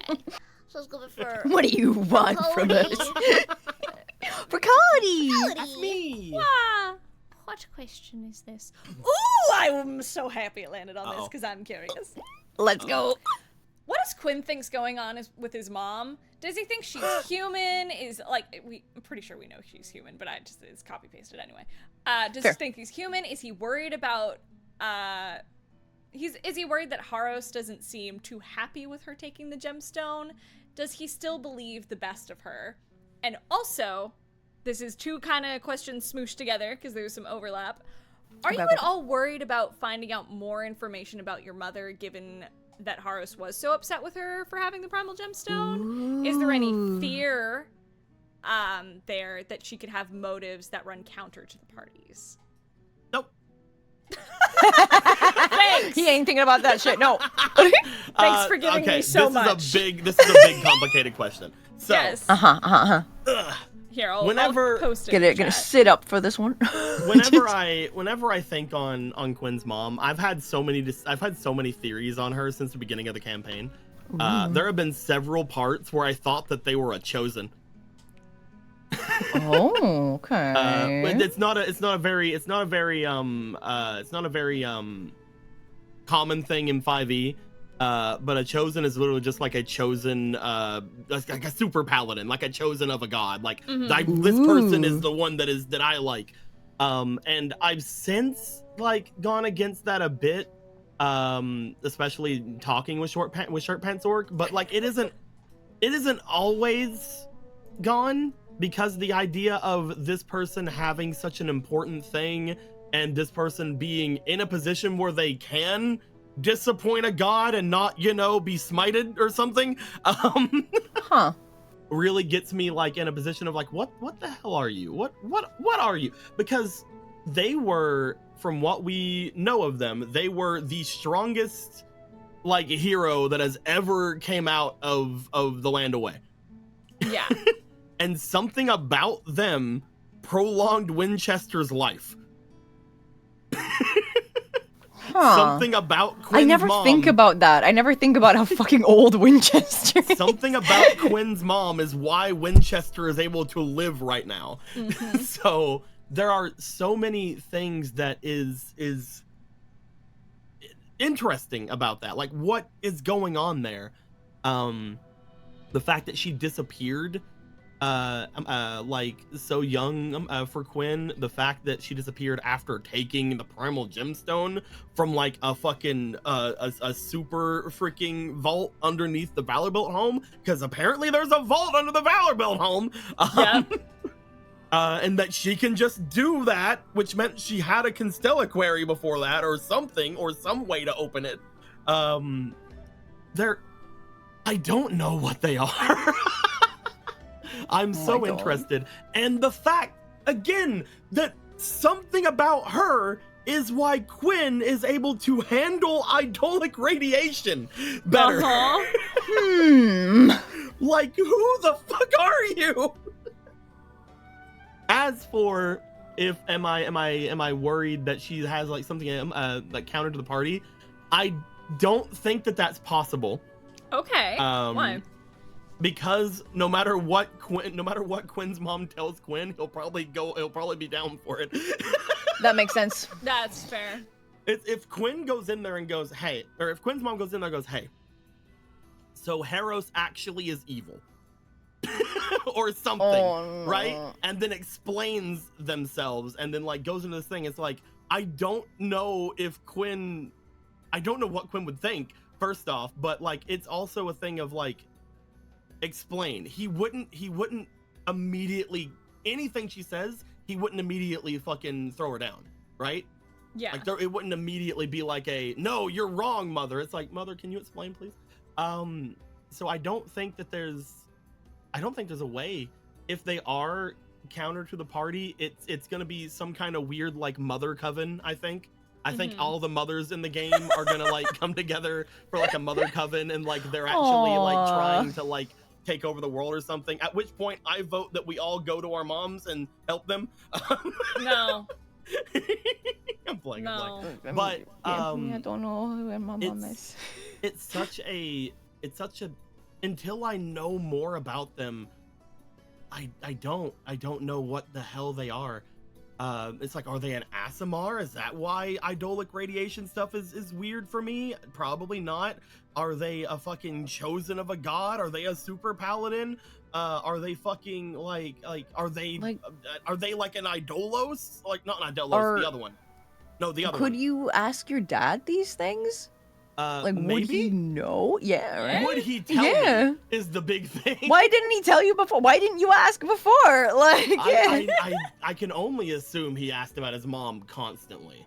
Like, that's why he has all these stories about her. And then right? the dad did the good old jingle on the keys in front of you. Probably. Just fucking, Lexi and Quinn do the same thing. But like, I can only assume that there's a reason behind that. I can only assume there's a reason that the dad didn't say anything and only told him these stories. I can only assume that there's some sort of reason why she's gone against Taros in this way. Like, what is it though? What are you doing, bitch?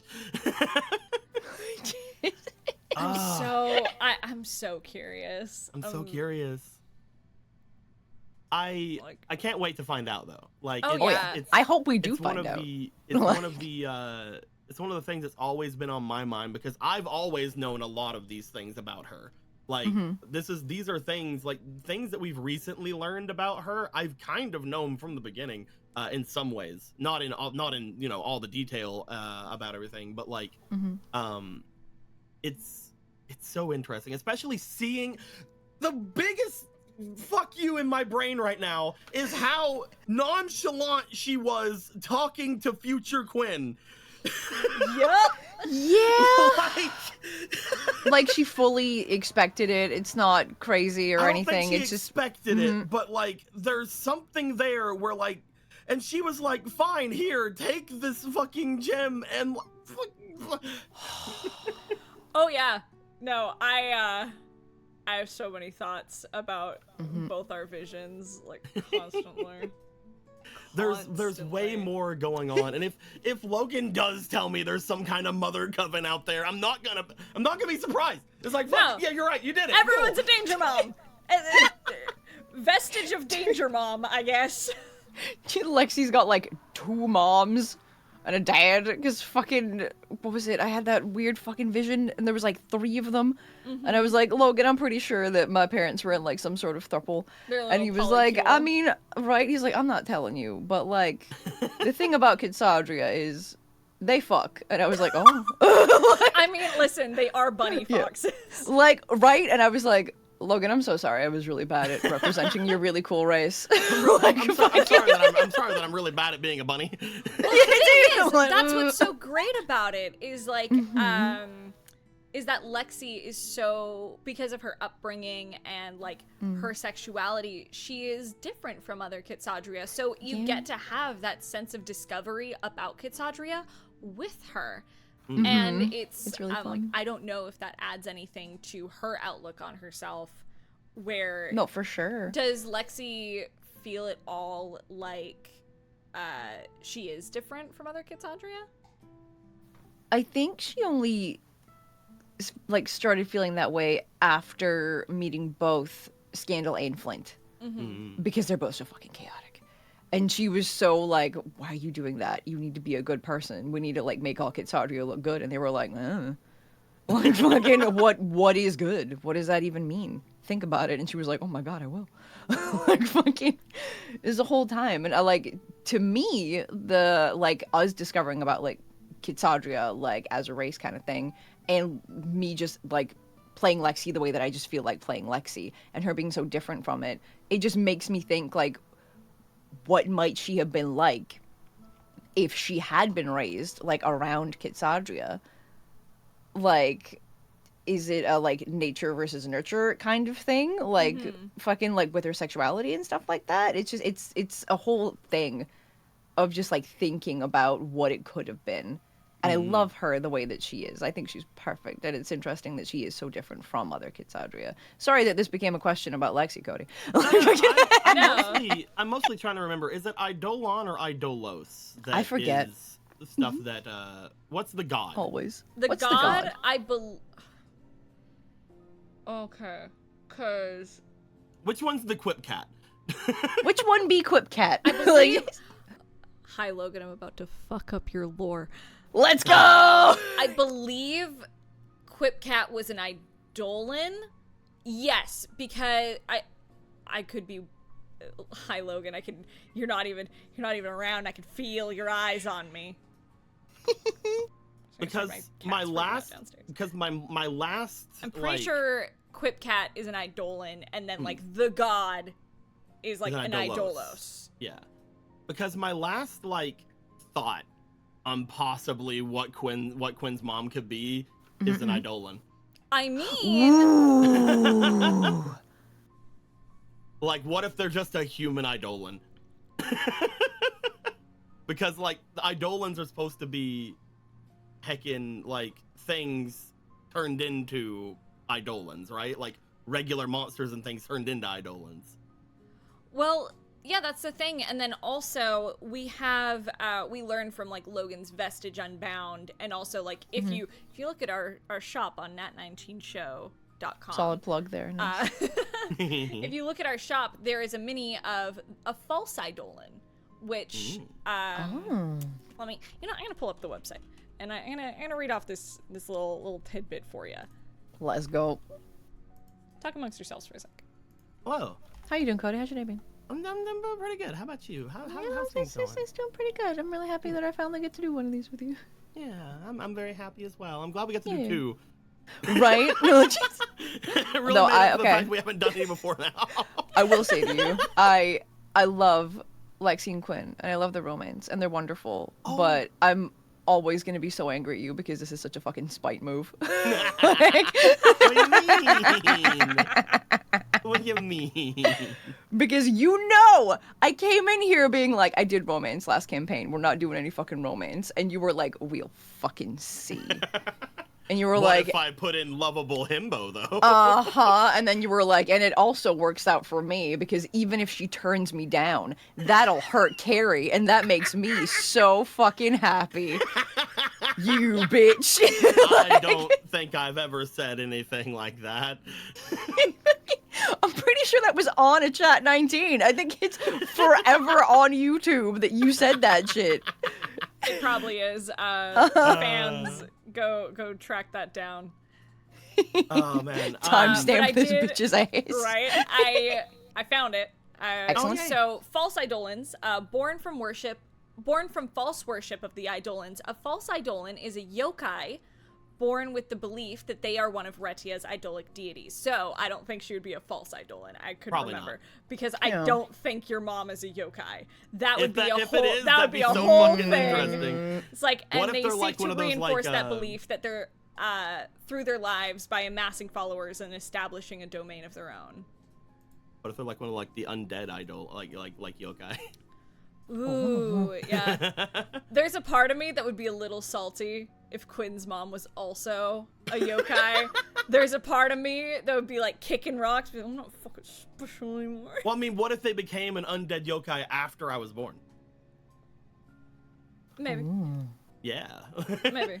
But there's I'm one just thing being that we butthole. talked about last. There's one thing we talked about last time we tried this that we didn't get to talk about this time. Yeah. And it was super cute, and I wanted to bring it up about the dates. I was gonna leave that as the last question. So if we wanna, do we want to do a couple more questions? Let's do a couple more questions. Yeah. Are we good on time? Hey, Yeah, I'm yeah. fine. All right, cool. Let's do a couple more questions. I have nothing to let do me today. roll the dice. 8 hours. Let's go. All right. Oh shit.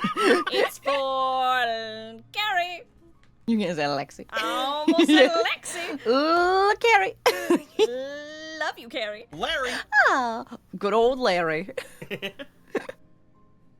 I keep rolling numbers that I've already answered. Hey, get fucking. Fucking. All right, cool. Thank you, dice. Jeez. So, Lexi held on pretty tight to Nemric when he left. Have her opinions changed since Quintus came back, or does she just not like people leaving her? Oh, it's so mean. I think I answered this one last time, and I can't remember what I said. So let's fucking see if this completely contradicts what I said last time. Oh no! Of course you do. What did you say? Don't worry. Don't worry. No, Lexi definitely has a thing about people leaving her. That's definitely a trauma and an issue that she has. But no, like heckin', like from the start, Nemric always represented the loss of Quintus. Like whenever she looked at him, she was always reminded that Quinn wasn't there.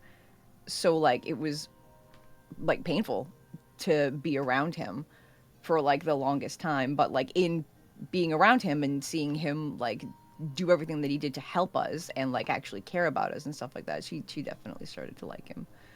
So yeah, that it hurt her a little bit when he left. I've had a week to think on this. Oh, you slut. You're gonna that be like, that's not what you said last time. that This was is what you word said. for word what you said. Okay, good.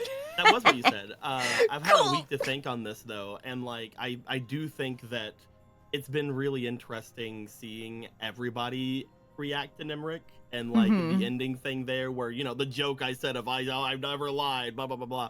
I definitely lied at some points, but like I never lied about one thing. But when it came to the ending thing there, I think a lot of what really came down to it was he did, in the end, he was working for Fierna. In the end, he did all these things, but he did turn against her in the end and actually fight with everyone. I think really was like a good, like a big thing for Lexi, like whenever he was leaving, is that in the end, he didn't like start off fighting them. He didn't do this. As soon as the fight started, he's like, I guess I'm fighting you person who is basically my god and everything to me. Oh, yep.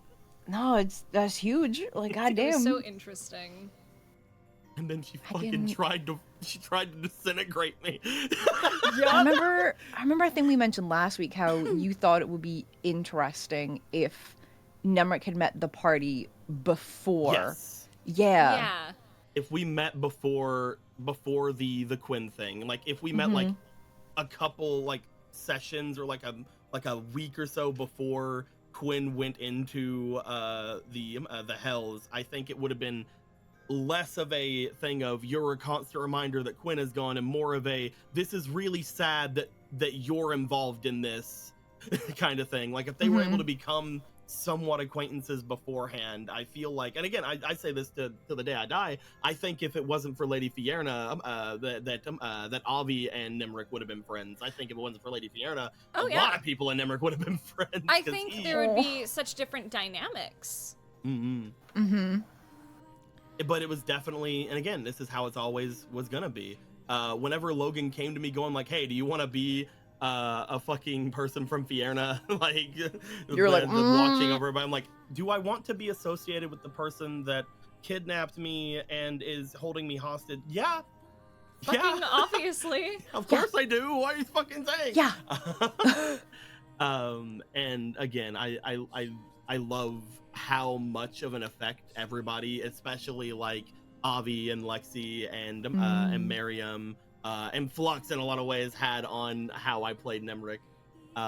Fenris, like especially, was like a big thing for Nemric, but like I love that one of the biggest things was kind of never really brought up, and that was his notes on Lexi of like because he again, I mentioned this last week, he thought that Vogan and Sunder died. He thought that under his watch those two died, and that was like a strike on his record, right? And then whenever Lexi died, and again, this was because Eric was playing him, and Eric didn't understand the rules of the thing, so Eric Eric killed him and took out the thing. I took that in where it's just like he had to be like, I am the one at fault here. I'm the one that fucking fucked up so hard and caused it to where we won that fight but lost that fight. Yeah. And it's such an interesting thing to think on about Lexi in particular, because he always considered until they got Lexi back, he's like, I am a fucking failure, and that led on even further into his character so much. I didn't think that Nemric was just going to be an allegory for my own insecurities as much as he was. Damn. But he really was. And you're like, oh no. A lot of times it just came down to Nemric putting himself down in his own words and like just like, I am fucking terrible. There's one in particular where they were inside the base with what's her name, the Bastille, the vampire. Yeah, we were in the Bastille, and I had him really freaking out, and during that moment was whenever Fenris had came over and like laid her head on his shoulder to sleep. So like as I was writing out his thoughts in his journal, I went against this where like he was spiraling so much where he's like, this is blah blah blah blah blah blah blah. He was spiraling down so much about everything, and then Fenris laid down on his shoulder and it instantly calmed him. And I had it to where his next line was, Fenris is here, I can't ride as sporadically or something like that. He said something. But like that, it was so powerful in my brain. Dude, but these that's things never really the get brain best. When you're just fucking like in it in game and you're like, oh, I'm feeling things. My character's going through some shit right now. I love it. Oh, so I love it. much. Oh my god. Like, dude, fucking, like, I think I told y'all, like, last time, like, fucking, because Lexi was, like, so fucking, like, happy. They were, like, out of Honokuni and everything was going so well. And then it was fucking, people hate you. Kitsadra are being, like, fucking tortured. Like, fucking, this is all your fault. And I was like instantly crying and like shaking, like when Logan told me that. Like I was instantly fucking welling up, and I just felt so fucking horrible for Lexi and was trying to process like the million thoughts that she was having and all the feelings that were going through her. It was fucking crazy. It was so good. It's like, do it. Hurt me. Like, hell yeah. I love it. I love being emotionally hurt in D&D. Face in the dirt. No, I feel bad for you too, Lexi. Lexi's crying. Everyone, we gotta go. It doesn't matter. Nemric's fucking dead. Lexi's crying. Oh my god. Oh, what a good time. That was probably one of my favorite games. Dude, Sam, Because that also came, so the quaintest thing also came from that game. Dude, that's one of my favorite things. I think that's the hardest I've ever made you laugh. I was so fucking proud. I just like that quaintest fellow, and you're just like, that's what Queen calls his butthole. That's what he calls his Oh, made me so happy. Just the disappointment you could hear from Logan, but also Logan laughing at it too. Yeah, it's one of those begrudging, god damn it, laughs. Coming up with new names for Quinn was always fun. So that's a good because time. that was one of Nemric's fucking like the ways to go against the party is like you know, it's like, oh, you guys hate me, well, I'm gonna say your friend's name wrong a lot. Dude, that's also got to be such a fucking fun thing to do, to be like, I'm gonna make fun of my character. But like, the absolute funnest part about being Nemric was whenever I fucking out-predicted Hayden. Oh, yeah. No, I still love that so much. It was one of those where I'm like, no, you understand what Avi's about. As soon as fucking I got that fucking gemstone, it's like, I'm not gonna be allowed to keep this. Someone's gonna try to take this from me. I'm gonna say no. They're gonna fucking take this before even asking me. I'm gonna roll sleight of hand. I went to Logan and I'm just like, Logan, I want to put this in Flux's pocket without anyone seeing, because they're all trying to talk to people in the elevator thing. Like, all of you guys were trying to like yell up to Lexi and Vogan from the elevator to try to get stuff going, and I'm just like, while that's happening, I am putting this in Flux's pocket, and this is gonna be great. And then the next fucking game, before anything, it's like, I'm gonna steal it from him. I'm gonna take it. I'm just like, oh, are you now? Oh, fucking are you, bitch? No, I didn't have a chance. So good. You rolled so good. Yeah, bitch. Oh. Reliable talent. And thank God for that. Right? Oh my God. And that's where roleplay beats out the roles. Mm-hmm. If there's any time that anyone tells you that D&D is all about luck and all about the dice, it is not. Because that is where roleplay beats out rolls. And even though you rolled so good, it's like, you are confident he doesn't have it. And then I just get to laugh my ass off over here. Monster. I was so angry in character, but so impressed out of. Yeah. Where it's like, fuck you, man. Nice job. Yeah, but also, well done. I would have done the same. Like, yeah, exactly. Fucking, yeah. It's so good. That was my all-time fucking high note to end on for Nemric. Oh. So good. So good. Well, we are nearly at time, so why don't we ask a sweet question to wrap it all up. Oh my God. I have so many other questions that I want to bug you guys with, but we are at time. So, Heck.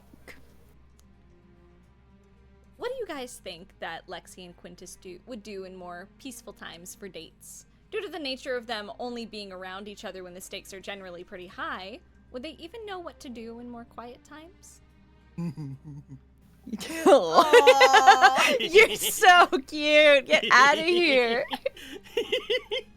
I just love this was my favorite question from last week. Yeah. Because I just love that everybody's like, I don't know, I haven't really thought about it. It's like, I think about this a lot. Yeah, Cody, I get you. It's so cute, you romantic bitch. Let's go.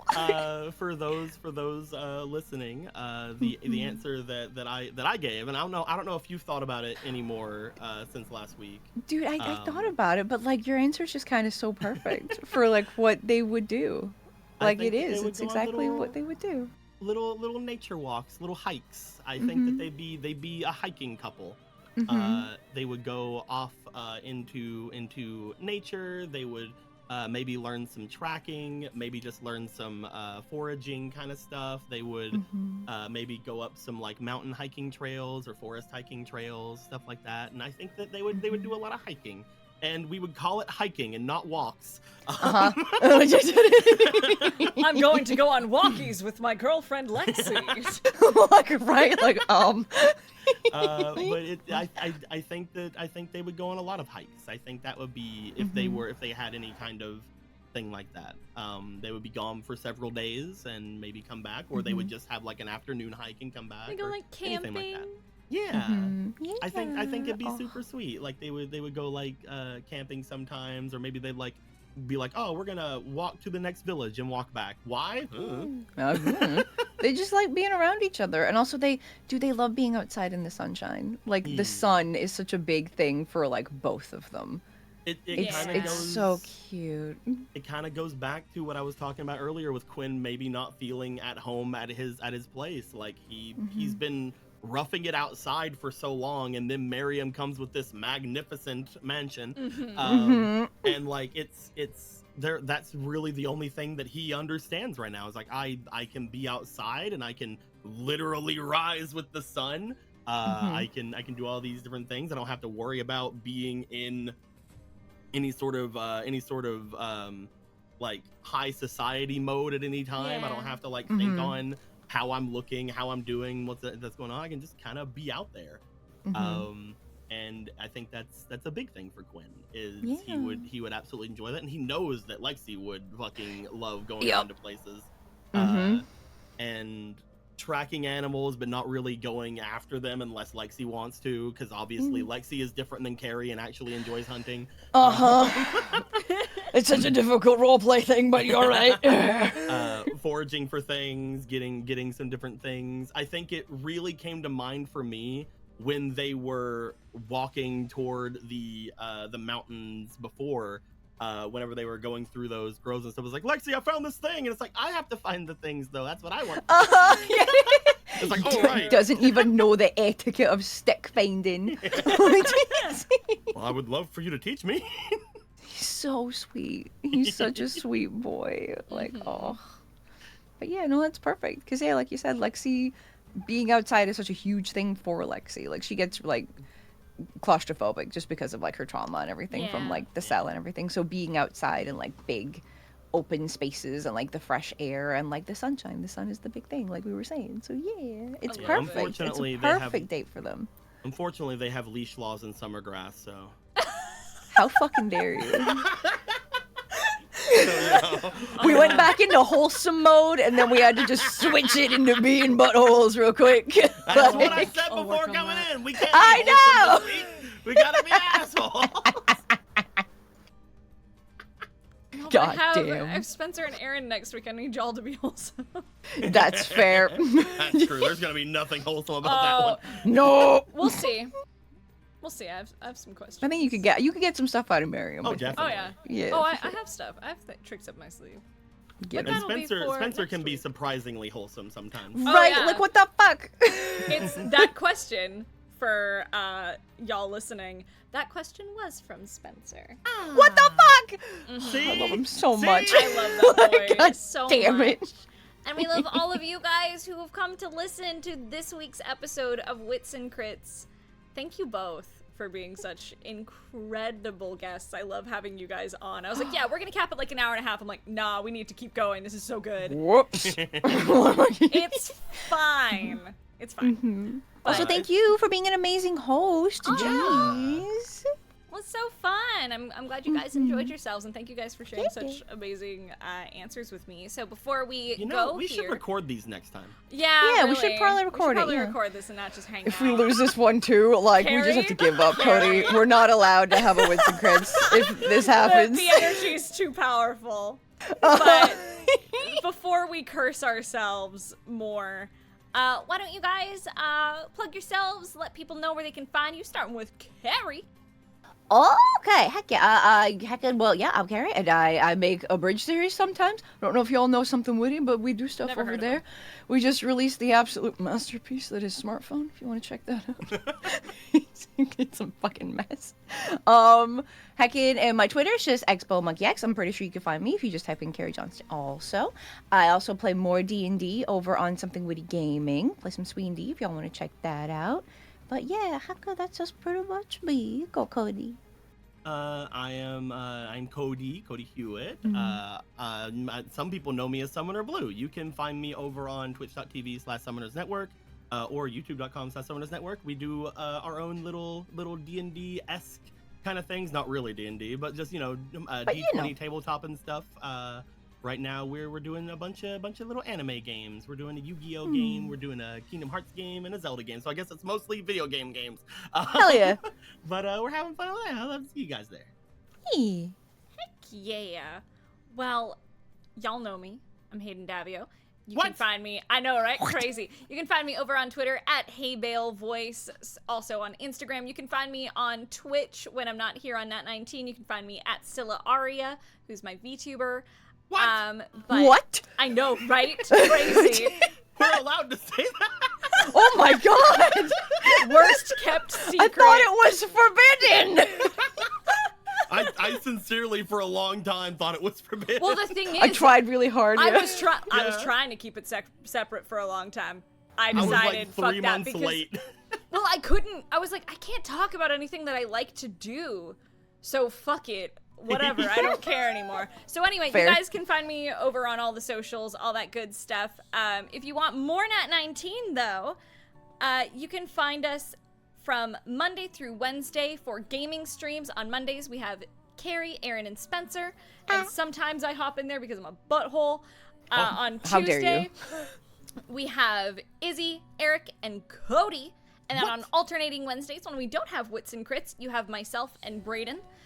And Thursdays, we have alternating Dungeons & Dragons games of Princes of the Apocalypse and Devils Might Surrender. And Saturdays, of course, are reserved for Vestige of a Fucus, unless it's the first week of every month.